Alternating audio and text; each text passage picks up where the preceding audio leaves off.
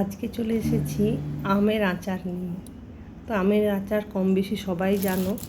তো আমগুলো শুকিয়ে নিয়েছিলাম, 2-3 দিন খুব ভালো করে রোদ দেখিয়েছি, কিচ্ছু নুন হলুদ কিচ্ছু দিইনি, শুধু আমগুলো দিয়ে শুকিয়ে নিয়ে শুকনো খোলায় লোহার একটা কড়াইতে আমি কতগুলো শুকনো লঙ্কা, মেথি দানা দিয়ে দিচ্ছি, ড্রাই রোস্ট করব। আর মশলার জন্য যেগুলো উপকরণ লাগে সমস্তগুলোই একে একে অ্যাড করব। একটুখানি ধনে দিয়ে দিলাম, সামান্য, ধনের পরিমাণটা খুবই সামান্য।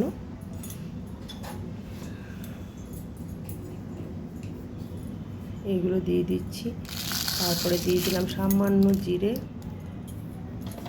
এটাও আরও কম, এটা জাস্ট একটু টেস্ট ইনহ্যান্স করে। অনেকে তো ধনে জিরে দেয় না, তো আমি এগুলো দিয়ে দিলাম। মেথি, ধনে, জিরে, শুকনো লঙ্কা এগুলো এখন ড্রাই রোস্ট করছি। এরপরে আমি মেলাচ্ছি এখানে মৌরি।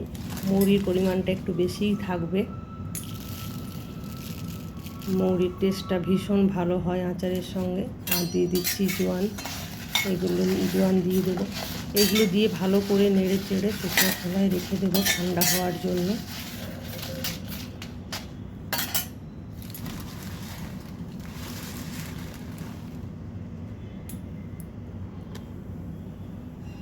এগুলো মোটামুটি হয়ে গেছে ভাজা।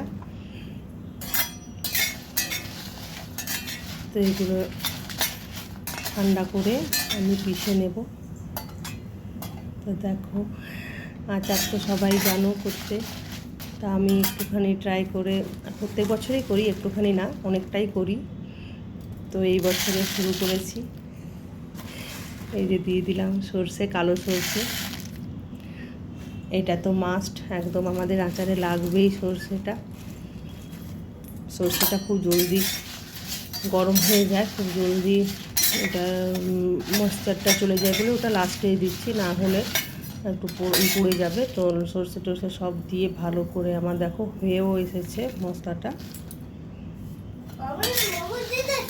ইয়েস বেবি, এই মশলার কাছেই আসল জাদু আচারে। এবারে আমি আমার এই যে নিয়ে নিচ্ছি শিলপাটাতে, পুরো মশলাটা ঢেলে নিলাম, ঠান্ডা হয়ে গেছে।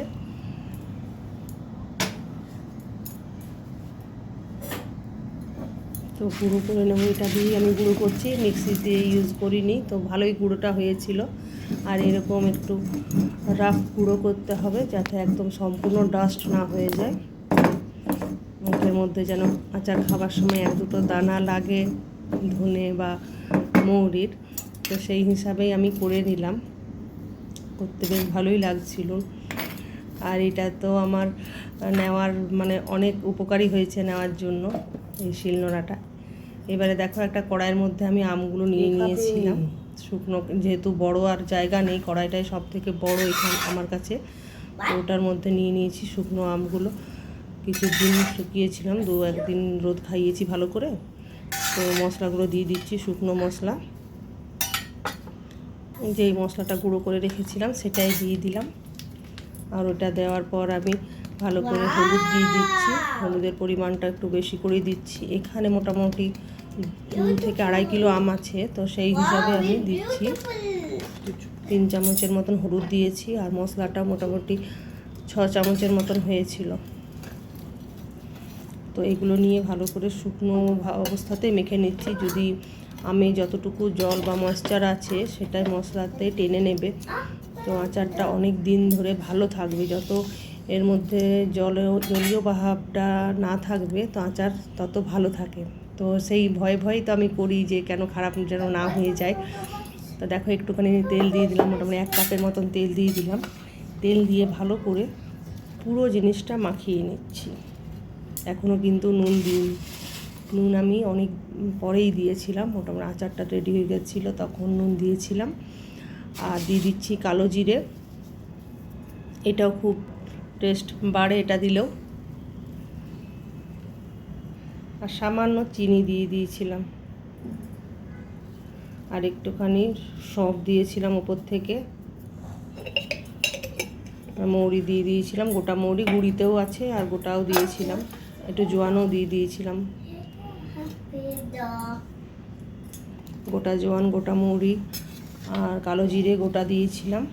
তো এগুলো ভালো করে দেখো মাখিয়ে নিচ্ছি। মাখিয়ে এটা এইরকম খোলা অবস্থাতে একটুখানি 1-2 দিন রোদ খাওয়াবো, খুব ভালো করে রোদের মধ্যে দেব।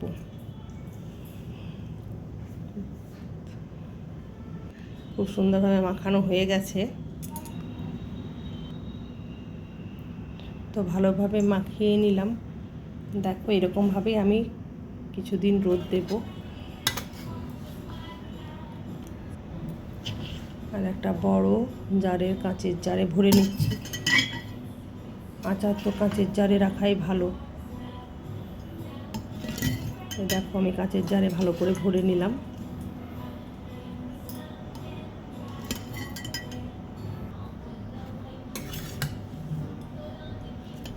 খুব সুন্দর একটা সেন্ট বেরিয়েছে আচারের, মানে আচার নামটা শুনলেই তো মুখে জিভে জল চলে আসে। তো আমি তো এটা বানিয়েছি, তো এত সুন্দর সেন্ট এসেছে কি বলবো। আর তেল দিয়ে দিচ্ছি, বেশি করে তেল দিয়ে দিলাম, সর্ষের তেল। আর এটা এখন আমি রেখে দেব, রোদ দেখাবো 2-3 দিন পর। আমি এটাতে নুন দিয়েছিলাম, ভালো করে মাখিয়ে নিলাম উপরে উপরে। তো দেখো আমার রেডি। এবারে খাবার অপেক্ষা কতদিন পর খেতে পাই। মোটামুটি এটা এখনও টাইম লাগবে, আমি যেই প্রসেসে করছি একটু টাইমটা লাগবে, কিন্তু টেস্ট ভীষণ ভালো হয়েছে। গন্ধটাই বোঝা যাচ্ছে। আমি ওয়েট করে আছি কবে টেস্ট করব। তো দেখো এতটা হয়েছে। আবারও আমি করেছি, তো এটা তো 2-2.5 কিলো আমের ছিল, আবার 2 কিলো আমের আবার করা হয়েছিল পরে। তো দেখো এতটা হয়েছে। এখন আচারটা কেমন লাগছে দেখে জানিও।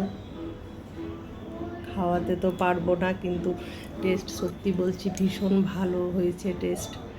সেই সময় তো ভীষণ সুন্দর গন্ধ উঠেছিল। আমরা অপেক্ষায় আছি। আমার হাজব্যান্ডও খুব আচার পছন্দ করে, ভাতের সঙ্গে, রুটির সঙ্গে।